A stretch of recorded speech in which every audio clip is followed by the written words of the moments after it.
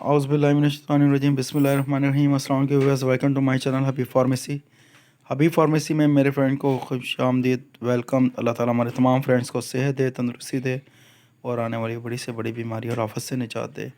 आज हम अपने फ्रेंड्स के लिए लेकर आए बहुत ज़बरदस्त और बहुत बेहतरीन एलेक्सिया ड्रॉप्स कफ, बहुत इफ़ेक्टिव तमाम बेबीज़ के लिए, बच्चों के लिए, जो कि है शुगर फ्री और स्ट्रॉबेरी फ्लेवर में सेल कंपनी का है।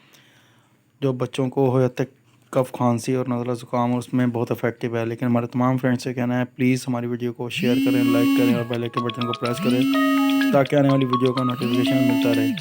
और हमारे तमाम फ्रेंड्स से ये भी कहना है कि प्लीज़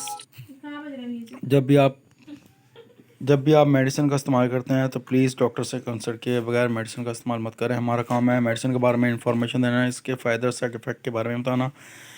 3 से 7 डेज़ में अगर मेडिसिन से आराम ना रहो तो प्लीज़ करें। डॉक्टर अगर आपको रेकमेंड करते हैं मेडिसिन का इस्तेमाल करें।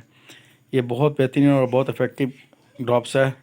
नेक्स्ट वीडियो में फिर हाजिर होंगे। टेक केयर, अल्लाह हाफिज़, बाय बाय।